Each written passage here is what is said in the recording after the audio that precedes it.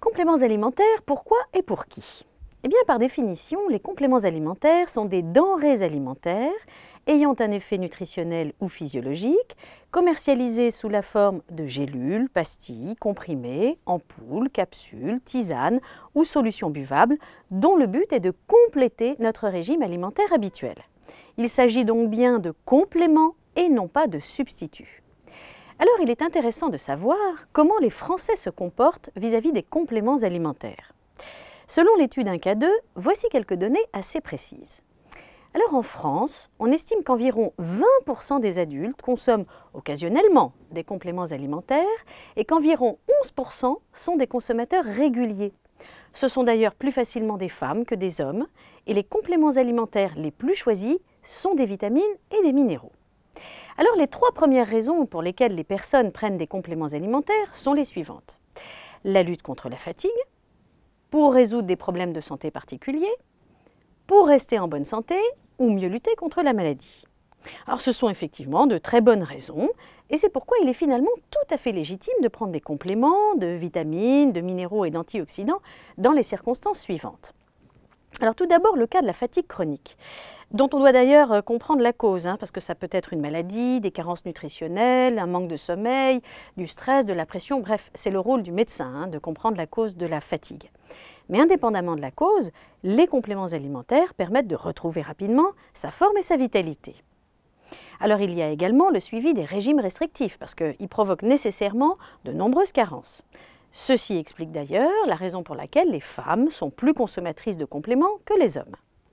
Il y a également les périodes d'examen, dont on sait que le rythme de travail intensif provoque des repas sautés et un manque de sommeil. Alors prendre des vitamines et des minéraux peut aider à ne pas se carencer, en attendant de reprendre les bons rythmes une fois les examens passés.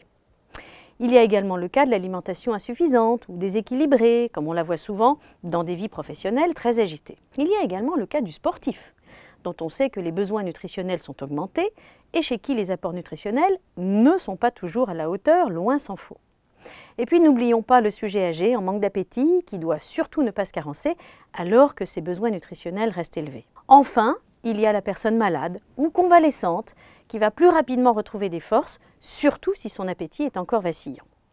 Bref, vous voyez que les occasions de prendre des compléments alimentaires ne manquent pas. Alors voici les 5 points essentiels à retenir.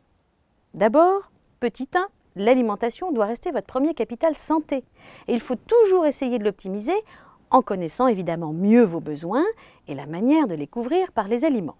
Petit 2, il arrive fréquemment que l'alimentation ne soit pas à la hauteur pour couvrir tous ses besoins, parce que l'on mange mal et que l'on fait les mauvais choix alimentaires. Par exemple, quand on ne mange pas assez de légumes et de fruits. Alors petit 3, en France, les carences sont nombreuses et fréquentes. Au moins un Français sur 4 a au moins une carence. Ces carences provoquent de la fatigue et potentiellement de nombreuses maladies. Petit 4, pour éviter tout cela, et en complément d'une alimentation qu'il faut essayer d'optimiser, ce peut être une très bonne idée de prendre des compléments alimentaires à condition que ce soit adapté à la situation, de les prendre à bon escient et évidemment de bien respecter la posologie. Alors petit 5, comment bien choisir ces compléments alimentaires? Alors tout d'abord, le laboratoire doit être sérieux et fiable. Ensuite, les ingrédients doivent être de qualité. Ensuite, les doses doivent respecter la réglementation européenne. Et le complément alimentaire doit être adapté à la problématique. Imaginons un cas de fatigue généralisée. Eh bien dans ce cas, il faudra privilégier la formule la plus complète, qui contient des vitamines, des antioxydants, des minéraux et des oligoéléments. En revanche, si c'est un cas d'ostéoporose, il faudra plutôt privilégier un complément alimentaire qui soit riche en calcium et en vitamine D. Voilà, alors maintenant à vous de faire les bons choix, parce que c'est très important de prendre soin de soi et de sa santé. Et puis surtout, n'oubliez pas de soigner la qualité de votre alimentation. À bientôt!